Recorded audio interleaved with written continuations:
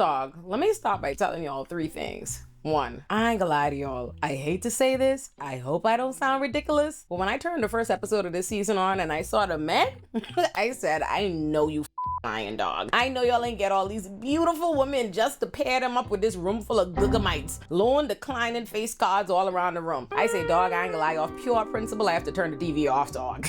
I say, all Love is Blind is do is disrespect women season after season. And they ain't even never had no bunch of super lookers. But on this season, this batch was disrespectful. And dog, the women thought so too. Because the theme of this season might as well have been the ick. Because these gal was meeting these and feeling the ick off rip. They was meeting their fiancés and being like, ah! But we can get to the reveals in a second. 2, this season has been so incredibly boring. Jesus Christ. If my friend hadn't demanded I suffer through it, I wouldn't have bothered. The only season more boring than this one is the one I didn't even bother to watch. The one with Milton and them. 3, not a one of those surprised me this season. I was on to every last one of these. And that's on being a bitch who dated every type of under the sun in her 20s. Okay, a veteran in the game. I knew what them were. If you were fooled, listen up. Let's start with the pods. But unlike the show, I'm not gonna spend so much time on it because not only were they in the pods way too long, they spent way too much time on people they weren't even gonna be following on the rest of the show. So let's start with those people, why don't we? The Leo, Hannah, Brittany, Nick love quadrangle. First of all, let me tell y'all right now, Brittany is to this season what Jessica was to last season, a Netflix plant. A white girl they think is hot and clearly picked out for the show for the sole purposes of developing a fan base for her so she could start popping up in the other dating shows. Shout out to my girl Jessie Wu for being the first one to peep game with Netflix doing that last season with Jessica. But I'm on to them now. Plus, they weren't even trying to be slick with it. Brittany is the blonde, less feisty Jessica, and their storylines were even exactly the same. Last season, Jimmy was talking to Chelsea and Jessica, and he was torn between those choices, although the audience, as well as Jessica and Chelsea, knew that if Jimmy could see them, he'd pick Jessica in a heartbeat. This season, Leo was talking to Brittany and Hannah, and he was torn between the choices, although the audience, as well as Brittany and Hannah, knew that if Leo could see them, he'd pick Brittany in a heartbeat. But Jimmy picked Chelsea last season because she had the nerve to tell that man that she looked like Megan Fox. And child, listen, I ain't drag Chelsea because enough people have done drag that poor girl. And plus, I also think she does resemble Megan Fox. The problem is you can resemble a girl and still not be that girl, if you know what I'm saying. So Chelsea set herself up for failure with that one. Now this season, it was a little different. First of all, Leo was much raggedier than Jimmy. Leo's whole claim to fame is that he dead rich because his whole family dropped down dead as a child and leave him with the inheritance. And now he think he's Mr. Moneybags himself, okay? All that man want to do is tell everybody how much money he have, how he's an art dealer. Like that mean anything to anybody. And as he's be running on about how much money he have, he's be pretending he ain't want nobody to just be thinking about his money. Time he volunteering the information. Ciao. So Leo and Brittany connect for the sole reason that Brittany is a money gal. She want a man to take care of her. And Mr. Moneybags was the only the pods trying to trick on bitches. So Leo connects with Brittany, but he also connects with Hannah. Now here's the thing. Leo did not genuinely like Hannah more than Brittany, but he's a small little man who liked to compete with other men. So once he learns that she's also talking to Nick and Nick is her number one, all of a sudden he dead on Hannah run. But Hannah prefers Nick because she's taking his boy energy to mean he's charming, which, by the way, absolutely no other woman in the pods agrees with. And she assumes that because he's so cocky and that he said he used to be a football player, that he gonna be a big, fine-ass, brolic time. Nick looked like a weasel. So Hannah wants Nick, but she assumes he's fine, so she immediately starts feeling insecure and panicked that she won't be good looking enough to a man she hasn't even seen. That shit was so crazy to me, like thinking so little of your own looks and body that you would even subjugate it to the looks of a you haven't seen is nuts. And why is Hannah so insecure? Because she was raised in a fat-phobic household where her mother told her if she was a fat kid, a woman who wasn't prettier than her could get a man. And that was interesting to me because her mommy did fat phobia but took it up another level. Anyway, because white women's body image beauty standards thing is such a violent cage because Hannah's body is not fat at all. The gal is not fat. She has a plump face because that's just how some gal faces be. But all in all, she's a thin gal. But white women always seem to have such drastically different perceptions of body size, child. I don't know. Free yourselves, white ladies. Go ahead, free yourself. Anyway, so Hannah picks Nick, and then Leo starts begging for Hannah to marry him and acting like she's his number one over Brittany. Because again, love competition. But he does all that to no avail. She chooses Nick, and she also goes and snitches to Brittany that he was swearing up and down he loved her. So Brittany goes to him to have her softer, more demure, more mindful version of Jessica's moment from last season. And she reads him this letter about how she not gonna be his second choice and she not feeling him no more and blah, blah, blah, blah, blah, because the bitch still accepted his proposal. But child, I knew when she saw that man, she wasn't gonna want no parts, and child, I was right. The minute she saw him, she was like, oh, bitch, what the f? Meanwhile, his thirsty ass can't believe he done hit the lotto. He couldn't wait to run up on this gal and keep touching her and forcing kisses on her when she obviously was physically recoiling from this literally like this. My boy was holding her by the back of her neck to keep her there like he was scared she's gonna run away because he could feel from her energy, but yet he kept forcing his thirsty, ugly ass on her. Oh my God. And like, he's done interviews since it was ended and literally said that he knew instantly that he wasn't her type and she wasn't feeling him. But yet, the man was forcing his tongue down her throat. You see, let me tell you something. Let me tell y'all something. That right there is why in my 20s, I was running out of dates with like, excuse me, I need to take a phone call. I need to go outside right now. I need to go do something and break off running, because men will know you not feeling them. They will know a date is going terribly. They will know you're not interested and still force themselves on your body, son. And listen, Brittany proved to all the haters at home in that moment that she may want a rich man, but she not a gold digger who will take any rich, because she wanted that man to get the from around her expeditiously, okay? My girl literally looked him dead in his eyes and she said, do you think in the real world that me and you would be together? In other words, I know you can't pull me, so be so real. And child, that scene ended with the text across the screen flashing to say that Leo and Brittany did not go to Mexico. They were not picked to be one of the couples that the show followed, and that they went on their own separate trip to Miami and they broke up. Okay? Brittany wasn't with it. Which would beg the question as to why we were then waterboarded with so much screen time to this irrelevant relationship. Because Brittany is a plant. Expect to see her on The Perfect Match or some other Netflix dating reality show in the future. I see what you're doing, Netflix. You ain't fooling me. Now, Nick and Hannah. Nick and Hannah are this season's Jimmy and Chelsea, except Jimmy was way better than Nick and Chelsea was way worse than Hannah. And thus, Jimmy and Chelsea were way more entertaining. Let me start by saying that great value Jimmy and Chelsea do not each other, and I don't think there's a chance in hell they're gonna get married at the end of this season. Not a chance, okay? Nick is an obnoxious, delusional little weasel of a man-child, and every woman in the pods picked up on that except Hannah. Hannah was too busy imagining that he was finer than he was, because surely one must be fine to justify such a cocky attitude. So she was running around them pods calling this ugly little boy Mr. Rico Suave and constantly trying to lower his expectation of her looks, only for them to do the reveal, and my girl was horrified, okay? I mean, the instant ick. She couldn't believe when she saw that little ass walking towards her. Whole little time Hannah is a stallion. My girl was sick. She literally was like, like, in the pods, he described himself as like a football player, like bigger, medium build. What he said, I don't think was really truthful. And so because she doesn't like him, he gets on her nerves. He gives her the ick all the time. She's really short with him, and they're always getting into it. Nick and Hannah have a few relevant moments in their relationship post-pod, in my opinion. First is when he goes to ride that duck when they're at the beach, because Hannah really blew minds. Nick sees these ducks like a toy, and he wants to ride it, and Hannah is like, no, I don't like men riding anything, it gives me the ick. And Nick is laughing, but this bitch is deadly serious, okay? My girl's homophobia and her very rigid understanding of masculinity was not playing.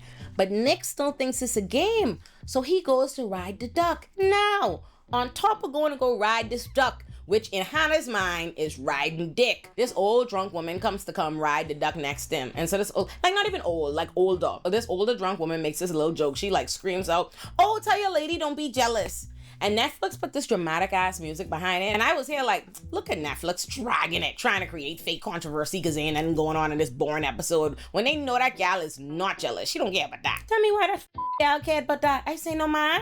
She really started making a whole thing about this man entertaining this old woman, talking about, oh, he let her disrespect her and all this nut shit. I was like, oh my God, girl, you cannot be serious, for real. You cannot be this insecure. This is crazy. But that does not mean I feel bad for Nick, because tell me why he goes to tell the guys the same story and he rewrites it as this old 60-year-old lady, but she was bad. That's what he said. She was bad. What? That woman was probably like a white 45 and regular looking. Nick be trying to seem like a big man and he always looks very goofy, but I'll get back to that. Let me stick on Hannah for now, because tell me why this passive-aggressive, mean-spirited daughter write a list of 10 criticisms of Nick out for him to see, like leave a paper list of negative things about him. Let me tell y'all something. If a man did that to a woman, we would clock it as emotionally abusive and manipulative, so clock it. Her insecurities do not absolve her. That shit was unacceptable. But another moment in their relationship that stands out to me is the finances conversation. Because at first, I thought Hannah was coming in a little hot, and then I was fully on her side. And also, I was in awe of how organized that bitch was about planning a financial future.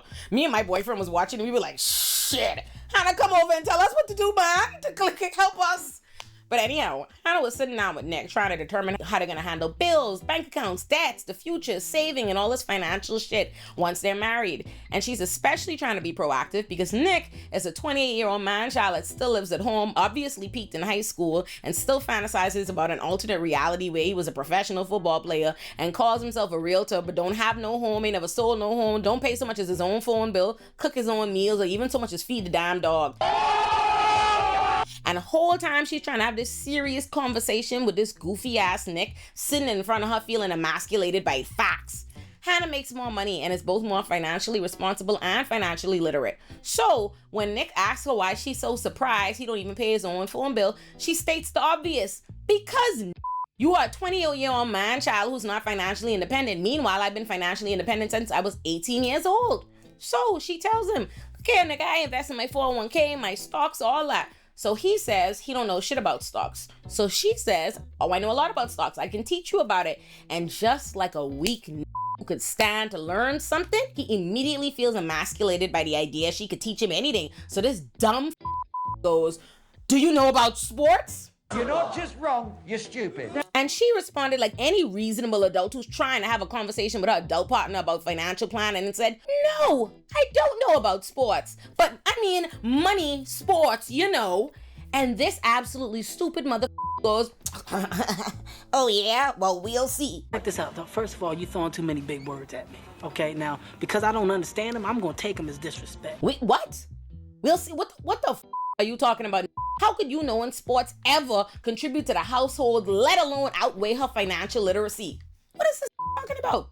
So Hannah rightfully responds, excuse me, does watching sports make you more financially successful? And this dumb bitch responds, I don't think stocks does. My girl Hannah goes, what is a stock?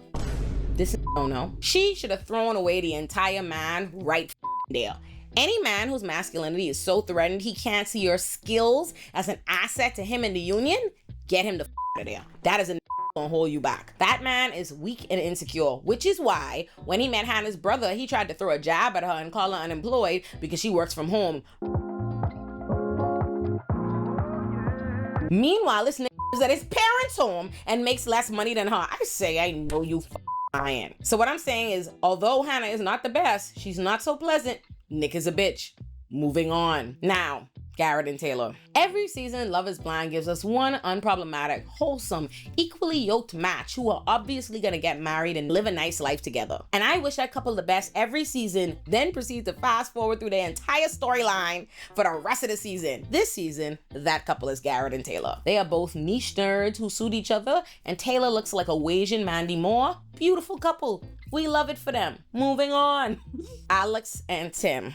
Now, let me start by saying Alex is so damn fine to me. That woman is gorgeous. And the entire time she's on my screen, I be captivated by her. So I'm a ride with my good sis on whatever.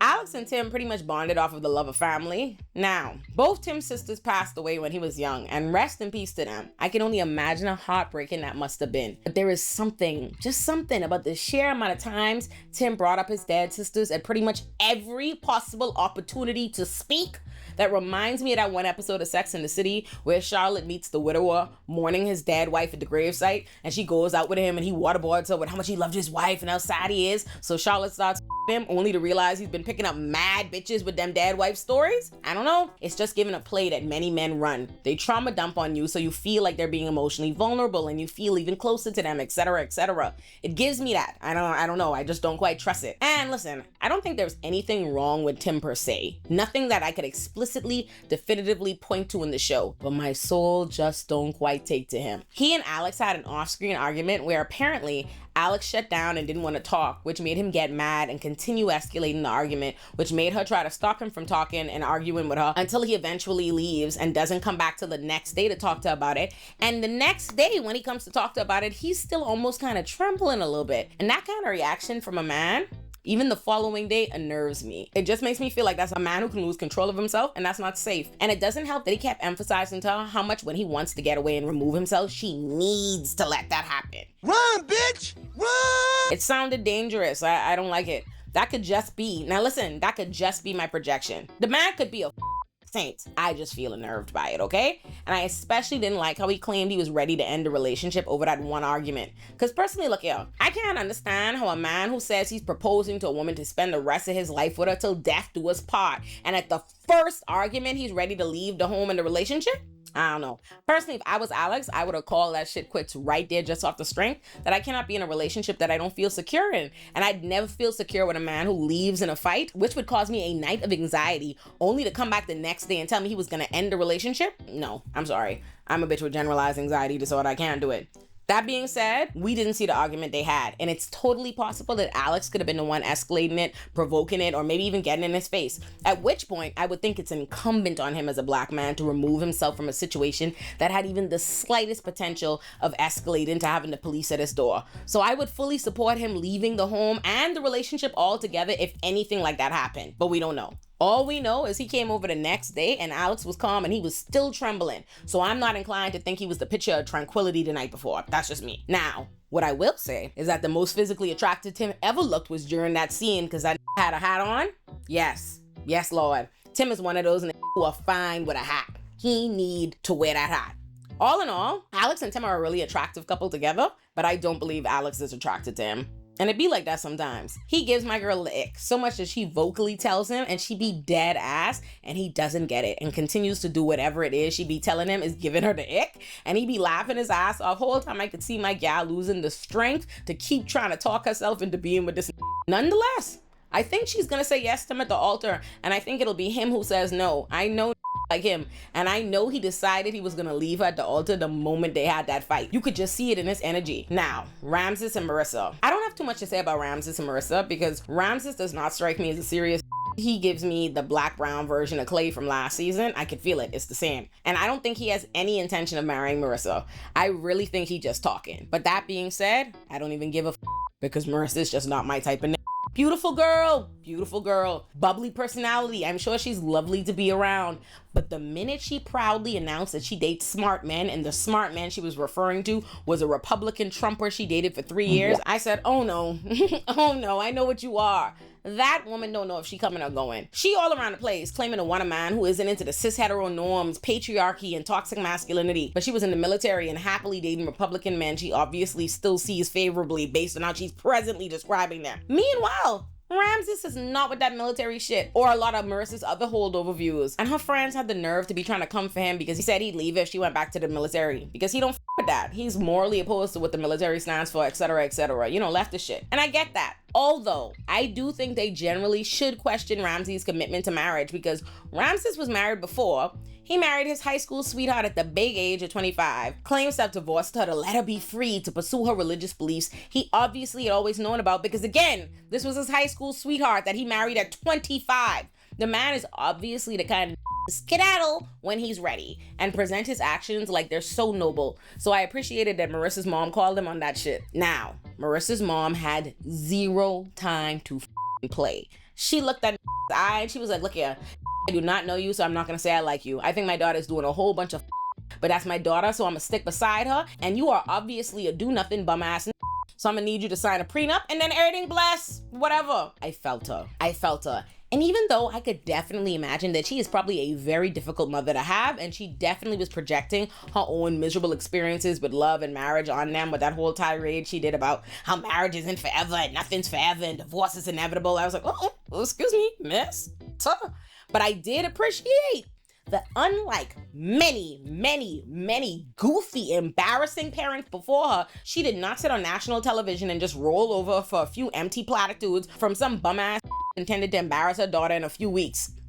Cough, cough, AD's mom, thanks. And just like a bum-ass, Ramses declares to Marissa that he doesn't want to have children for years, but he refuses to use a condom even after Marissa tells him she does not want to go back on birth control. This grown-ass 34-year-old starts bitching about how sex needs to be enjoyable for him and condom sex isn't enjoyable for him. Genuinely, throw the away. But listen, Marissa happily dated a Republican for 3 years, so surely a man with no respect for her reproductive autonomy is consistent with that. So good luck, baby girl. And since I'm already talking about one confused mixed black girl, might as well talk about the other, Monica and Steven. Now, this is what I was waiting for. Let me tell y'all right now, I knew what Steven was the moment I met him. And let me tell you, if y'all were fooled, I bet y'all were the same suckers who were fooled by Trevor last season. But I knew what that was the moment he announced to Monica that he was a cheater. That man told Monica in the pods that 2 years ago, he was in the best, healthiest, most communicative relationship he had ever been in. And that his girlfriend caught him making plans to girl in his DMs. Let me tell y'all something right now and listen up. If I don't never teach you nothing else in this life, I could teach you this. Let me teach you this. A man only pleads to a lesser charge. If a man has not actually another woman on you, if the only thing he truly did was DM a woman with the intentions to her, whether he was sexting or making the plans to her, if he hasn't actually anyone, you would never get that man to wear the title of cheating. You would not get that man to admit or classify himself as a cheater for that action to you, let alone volunteer that he's a cheater to the next bitch based on that action.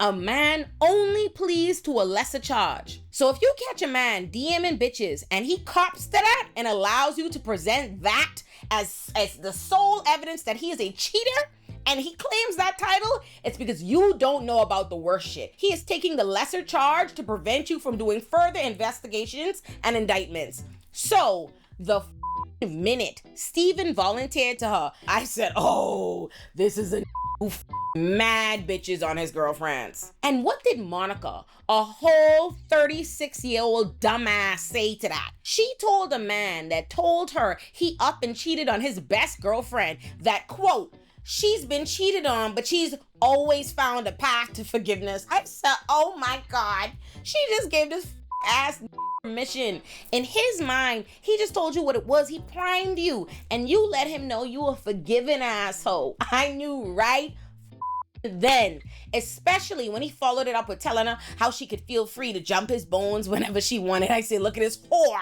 Look at this whore. And to top it all off, not only is this mother cheater, he's a trumper. Oh my God, let me tell y'all something. Y'all could be fooled by that baby face and declarations of love and all that. I knew that and shit because he told us he wasn't shit. Y'all better listen with your ears. And that's why I didn't feel bad for him at all when they got out the pods and Monica was a high maintenance bitch and literally cut this off. She was literally cutting this and reprimanded him for trying to express his love to her for talking, told his ass off because he didn't have flowers for her, and responded to his absolutely broken assumption that Kate Spade was a high-end bag that he didn't think he would have to get for that. Never in your life get me such a thing. You need to get me a YSL bag. My man was damn near in tears. He was so discombobulated from the stress of securing this expensive ass woman on his electrician salary that he basically kind of expressed second thoughts about getting married, which in turn made Monica stop feeling comfortable sleeping with him. So what did that do? You guessed it. He cheated. She went right in the DMs like the women who came before her, and he was in there being nasty, okay? And he's extra wild because this went out all night bitches, and the excuse he came home with was that he was at a sleep test. I said, oh my God, this is wild. And look here, I don't feel bad for Monica because like I said about Marissa, She just not my type of bitch. The man told her that she voted for Trump. He cheated on his best girlfriend and that his daddy was conveniently like 3/5 black. And she was all for it. A goofy broad. Asking an electrician for a YSL bag? She wanted that lying ass. She got him, okay? And speaking of lying ass, last but not least, we've got Ashley and Tyler. First things first, Ashley is mother stunning, and she is together from head to toe. I ain't never seen a bitch with a bust down would leave out on a dating show, be laid and immaculate every scene. My girl meant she would never let y'all do her like y'all did 80s fine ass, okay?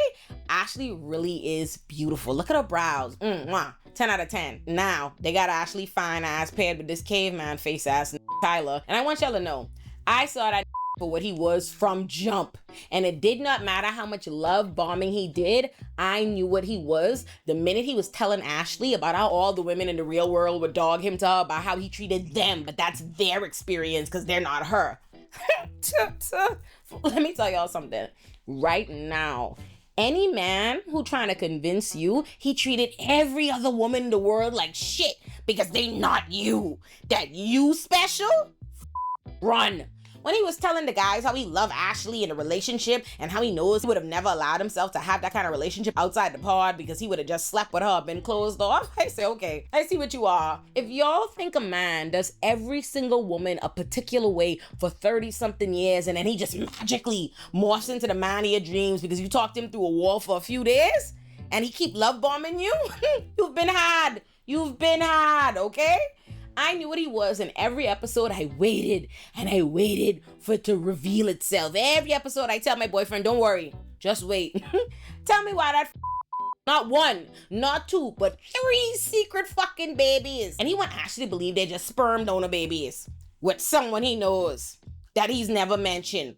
3 sperm babies with the same bitch you know for some reason that you've never mentioned. Let me tell you something. Ashley might be an ass and eat that bullshit up, but I ain't no ass. That man has 3 kids with his baby mother. You hear me? Y'all hear me? Okay. Piece of shit, child. Those are my thoughts so far this season. Let's get ready for these final episodes to drop. Y'all should subscribe to the Patreon. I put, for the people who want to hear me doing all my cursing, we put the uncensored versions of every recap on the Patreon. So do that.